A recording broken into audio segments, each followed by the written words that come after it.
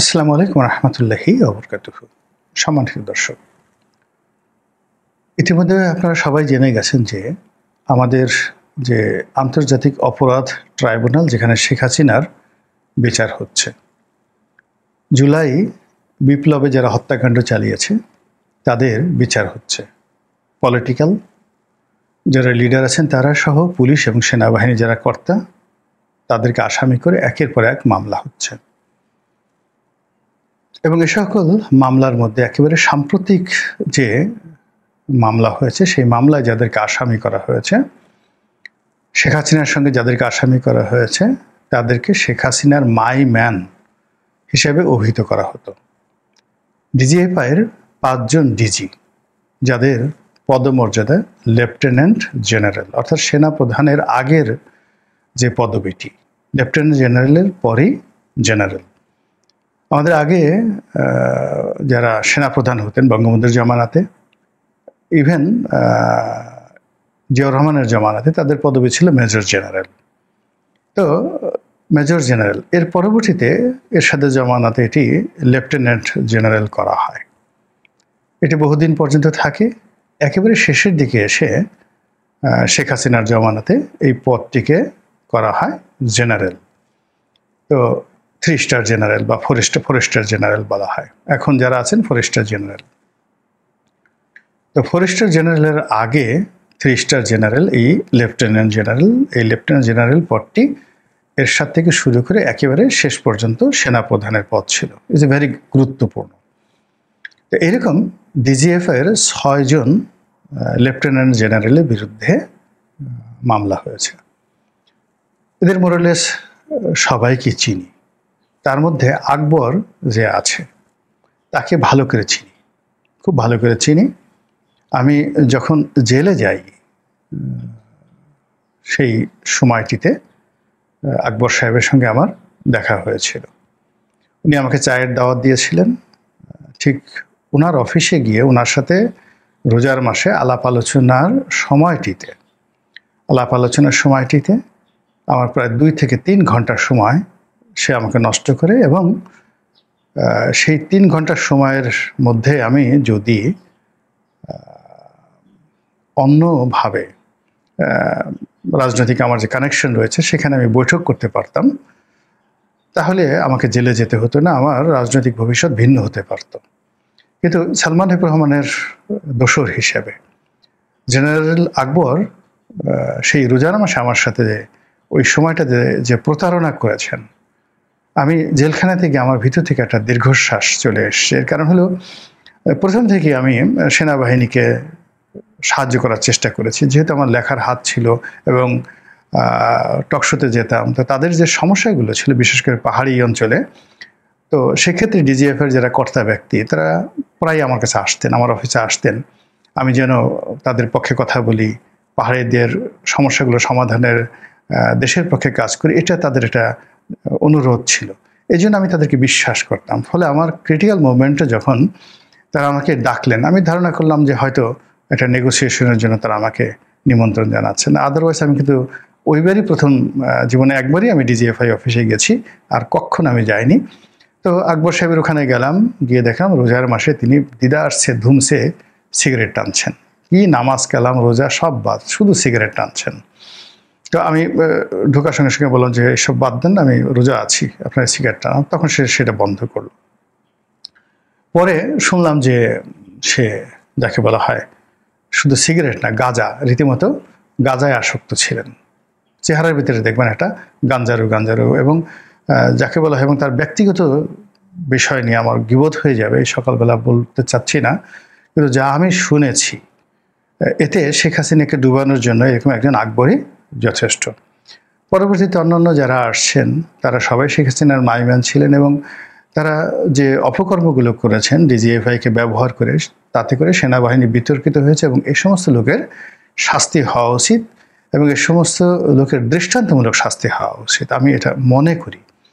কিন্তু সমস্যাটা হয়ে গেছে, সময়টা অনুকূলে নয়।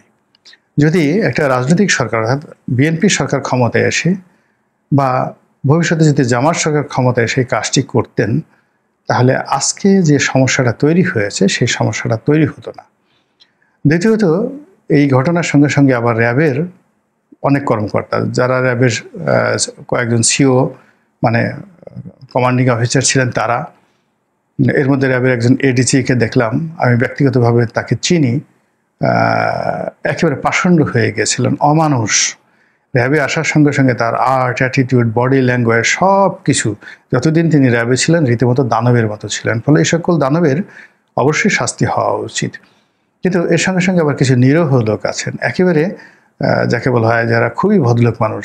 ডিজিএফ এর মধ্যে দুজন লোক আছেন, লেফটেন্যান্ট জেনারেলের মধ্যে জয়নুল আবেদিন, এর মধ্যে একজন জয়নুল আবেদিন আছেন রিয়েলি ভালো মানুষ, একেবারে অনেস্ট, একটা স্পট নেই, কিন্তু তাকেও এখানে আসামি করা হয়েছে। এক জয়নুল আবেদিন ফাজিল, মানে এর মধ্যে এক কোন জয়নুল আবেদিন ফাজিল এখন আমি চেহারা দেখে বলতে পারবো, বাট এক জয়নুল আবেদিন আছেন, হি ওয়াজ রিয়েলি নাইস ম্যান, ভালো মানুষ, সব দিক দিয়ে ভালো মানুষ, কিন্তু তাকেও ফাঁসানো হয়েছে। আবার র্যাবের মধ্যেও যেমন র্যাবের ডিজি হিসেবে একজন পুলিশ কর্মকর্তা আছেন, তাকে ফাঁসানো হয়েছে। তো আমি জানি যে তিনি লেখাপড়া জানা মানুষ, ভদ্রলোক মানুষ, বাড়ি বোধহয় শরীদপুরের ওদিকে তার বাড়ি, কিন্তু তাকে ফাঁসানো হয়েছে। এনিওয়ে, কাজ করতে গেলে ভুলভ্রান্তিগুলো হবে, কিন্তু সমস্যা হয়ে গেছে যে এই মুহূর্তে সরকারের যে টালমাটাল অবস্থা, দ্বিতীয়ত না সামনে নির্বাচন, তৃতীয়ত যে প্রশাসন থেকে শুরু করে পুরো যে আইন অঙ্গন, সেখানে সেনাবাহিনীর এই বিপুল সংখ্যক ঊর্ধ্বতন কর্মকর্তাদেরকে গ্রেপ্তার করা, হ্যান্ডকাপ পরানো, তাদেরকে টেনে হেসড়ে কোর্টে হাজির করা, এটা এই মুহূর্তে খুবই স্পর্শকাতর। এটা সেনাবাহিনীর মধ্যে নেতিবাচক প্রতিক্রিয়া তৈরি করবে, কোনো সন্দেহ নেই। অথচ ঠিক সেম কাজটি একটা পলিটিক্যাল পার্টি করলে এটা তাদের জন্য কোনো সমস্যা ছিল না। আপনারা জানেন যে 21 আগস্ট গ্রেনেড হামলা, এখানে এনএসআইয়ের যে তৎকালীন প্রধান ডিজিএফআইয়ের ব্রিগেডিয়ার রহিম, এনএসআইয়ের প্রধান মেজর জেনারেল রেজ্জাকুল হায়দার, তারা জেলে ছিলেন। এর মধ্যে ব্রিগেডিয়ার রহিম অসম্ভব মেধাবী একজন অফিসার ছিলেন, তিনি তো মারাই গেলেন জেলে। আমার সৌভাগ্য বা দুর্ভাগ্য, এদের দুজনের সঙ্গে আমার জেলে দেখা হয়েছিল এবং দীর্ঘক্ষণ কথাবার্তা হয়েছিল। তো কাজেই এই দুজন মানুষ কি করে এই ঘটনার সাথে জড়িত হয়ে গেলেন, তারা আমাকে অন্তরঙ্গভাবে, জেলখানাতে বসে কিন্তু বেশিরভাগ লোক মিথ্যা কথা বলে না, তো তারা বলার চেষ্টা করছিলেন যে এখানে আসলে টোটাল ঘটনাটা 21 আগস্ট গ্রেনেড হামলা বা অন্য যা কিছু আছে, 10 ট্রাক অস্ত্র মামলা, এই পুরো জিনিসগুলোর নেপথ্য কারণগুলো জেলখানাতে যেভাবে শুনে এসেছিলাম, তাতে অনেক সময় একটা চেইনের মধ্যে অনেক কিছু করতে হয় সবাইকে, এটা হলো বাস্তবতা। তো যাই হোক, এনিওয়ে, এখন এই যে শেখ হাসিনার মাইমান যে 5 জন জেনারেলকে, আমি 5 জন জেনারেলকে নিয়ে কথা বলি, অন্য কাউকে নিয়ে কথা বলার দরকার নেই, তাদের বিরুদ্ধে গ্রেপ্তারি পরোয়ানা জারি করা হয়েছে। ইতিমধ্যে যে কথা শোনা যাচ্ছে যে এই 5 জনই এখন নিরাপদ আশ্রয়ে আছেন, অর্থাৎ সেফ এক্সিট নিয়ে দেশের বাইরে আছেন। তো কাজেই এই বিচারগুলো হবে প্রতীকী বিচার, তাদেরকে গ্রেপ্তার করে আনা, কোর্টে হাজির করা, এটা বলতে গেলে অসম্ভব বিষয়। কিন্তু মূল ব্যাপার হলো যাদেরকে আপনি ধরতে পারবেন না, গ্রেপ্তার করতে পারবেন না, তো তাদেরকে আসামি করে অযথা সিন ক্রিয়েট করার কি দরকার ছিল এই মুহূর্তে? This is my question. Second thing হলো যে এইটা এই মুহূর্তে কেন দরকার ছিল? বিকজ মূল টার্গেট তো শেখ হাসিনাকে মামলা দেওয়া, মূল টার্গেট হলো আওয়ামী লীগকে নির্বাচনের বাইরে রাখা, আওয়ামী লীগকে ভয় দেখানো। মূল টার্গেট হলো যে বর্তমান যে সরকার, সে যেন একটা সাকসেসফুল নির্বাচন করতে পারে, ডক্টর মোহাম্মদ ইউনূসের সরকার, অথবা সে যেন শান্তিপূর্ণভাবে নিরাপদে ক্ষমতায় থাকতে পারে। এই দুটো নিয়ে তো কাজ করছে। এক পক্ষ বলছে 50 বছর থাকুন, আর এক পক্ষ বলছেন যে না, আজকে নির্বাচন দিয়ে চলে যান। তো দুটো কাজই বর্তমান সরকার সফলতা চাচ্ছে। সেই সফলতা প্রদর্শন করার জন্য তাদের দরকার হলো মানে আওয়ামী লীগকে দমন করা। তা আওয়ামী লীগের যারা পলিটিক্যাল পার্সোনালিটি, অলমোস্ট সবাই জেলখানাতে আছে দেশের মধ্যে, আর দেশের বাইরে যারা আছেন তারা তো দেশের বাইরেই আছেন এবং তাদের বিরুদ্ধে মামলা মোকদ্দমা চলছে। তো সেক্ষেত্রে প্রশাসনকে দরকার সরকারের সবচেয়ে বেশি। তো সেই প্রশাসনে যারা কর্তা ব্যক্তি, যেমন ধরুন সকল আইজি একমাত্র নূর মোহাম্মদ সাহেব ছাড়া সবার বিরুদ্ধে মামলা হয়েছে। এখন মামুন সাহেব আইজি, শহীদুল্লাহ সাহেব আইজি, তারা জেলে আছেন। এর বাইরে অন্যান্য যে সকল খুব পাওয়ারফুল লোকজন ছিলেন, আসাদ আছেন, তারপরে বেনজির আছেন, জাভেদ পাটোয়ারি, শুধুমাত্র হাসান মাহমুদ সাহেবের বিরুদ্ধে বোধহয় মামলা হয়নি, তো আইজি, আর সবার বিরুদ্ধে তো মামলা, এবং অসংখ্য পুলিশ ইন্সপেক্টর, অসংখ্য SP, DIG, additional DIG, additional IG, মানে জেলখানা এখন পুলিশে ভরপুর। মূল ব্যাপার হলো যে তাদের বিরুদ্ধে মামলা করে তারা পালিয়ে যেতে পারতো না, বা তাদেরকে গৃহবন্দী করে রাখা হতো, বা যাকে বলা হয় তাদেরকে একটা চাপের মধ্যে রাখা হতো। কিন্তু দৃশ্যমান কি হতো যে পুলিশের মধ্যে মনোবলটা ফিরে আসতো বা থাকতো। কিন্তু এই যে পুলিশের এত কর্মকর্তা চাকরিচ্যুত, এত কর্মকর্তা যাকে বলা হয় জেলের মধ্যে, আর যাদেরকে এনে প্রতিস্থাপিত করা হয়েছে তারা তো আসলে গত 15 বছর কমান্ডেই ছিলেন না। তো 15 বছরের কমান্ডে না থাকার কারণে এদের কারো শরীরে ডায়াবেটিক্স, কারো হার্টে প্রবলেম, কারো করোনারিতে ইনফেকশন হয়েছে, কারো যাকে বলা হয় বলতে গেলে অনেকের মানসিক ভারসাম্য পর্যন্ত নষ্ট হয়ে গেছে। তো এই 15 বছর দেশের বাইরে থেকে এই সমস্ত লোকদেরকে কাউকে প্রমোশন দেওয়া হয়েছে, কাউকে ভূতাপেক্ষা প্রমোশন দিয়ে তারপরে রিটায়ার্ড করানো হয়েছে, কাউকে কমান্ড দেওয়া হয়েছে, বড় বড় পদ পদবি দেওয়া হচ্ছে, কিন্তু কোনো অবস্থাতে পুলিশ ভালো করতে পারছে না। একই অবস্থা সিভিল সার্ভিসে, সেখানেও কে পোস্টগুলোতে তাদেরকে এনে বসানো হয়েছে গত 15 বছর যারা যাকে বলা হয় কোনো কমান্ডে ছিল না।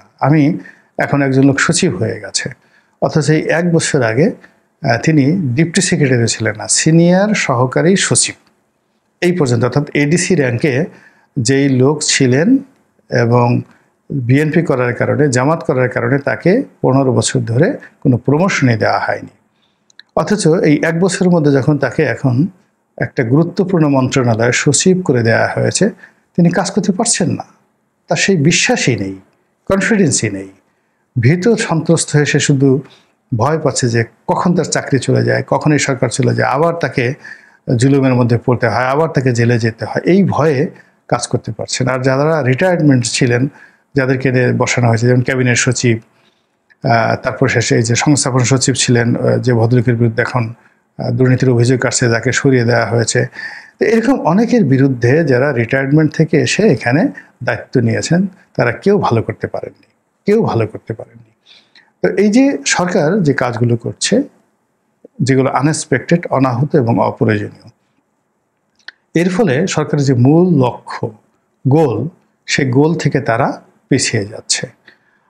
আর এ সমস্ত কর্মের ফলে কি হলো, প্রতিপক্ষ শক্তিশালী হচ্ছে, আওয়ামী লীগ শক্তিশালী হচ্ছে, আর যারা সরাসরি ক্ষতিগ্রস্ত হচ্ছে তারা চিন্তা করছে যে মানে নর্মালি হলো কি যে ধরুন এই 5 জন জেনারেল বা তার সাথে সম্পৃক্ত এই 5 জনের সাথে ধরুন আরও 50 জন করে আছে, তাই 5, 50, 250 যদি কর্মকর্তা থাকে, তো 250 কর্মকর্তাদের মধ্যে ধরেন গড়ে 200 কর্মকর্তা এখনো কমান্ডে আছে, যারা একসঙ্গে অপারেশন পরিচালনা করেছে।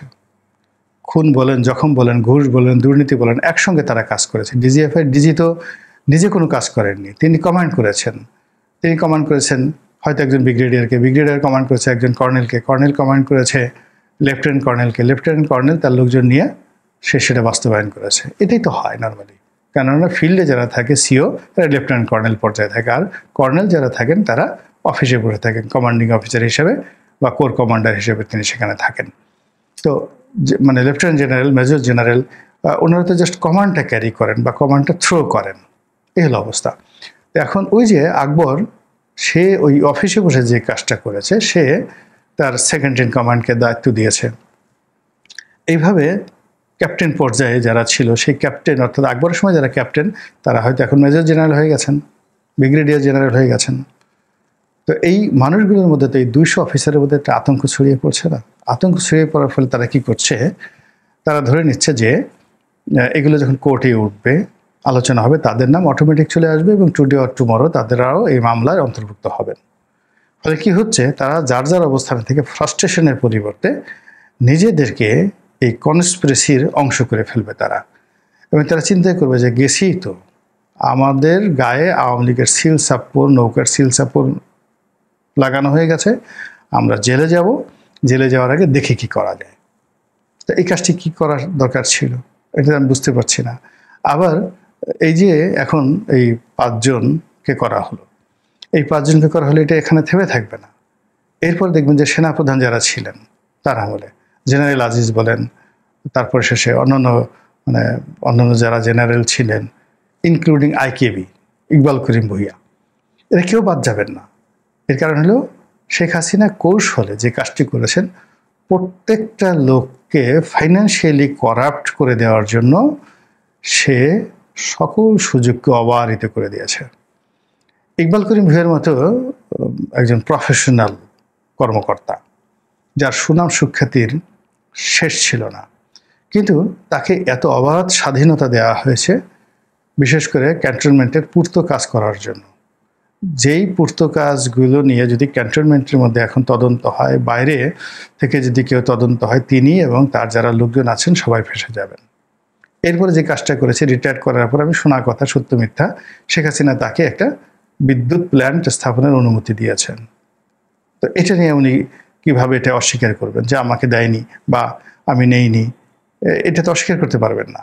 তো এভাবে আসলে জেনারেল আজিজ থেকে শুরু করে সকল সেনাপ্রধান, অর্থাৎ যদি পুলিশ প্রধানদের সাথে সাথে এইভাবে সেনাপ্রধানদেরকে টার্গেট করা হয়, তাহলে ওয়াকারুজ্জামানের মনে কী চিন্তা আসবে বলেন তো? বা ওয়াকারুজ্জামানের পরে যিনি আসছেন, যার নাম আসছে শামীম বা অন্য যারা আছেন, তাদের মনে কি আতঙ্ক কাজ করবে?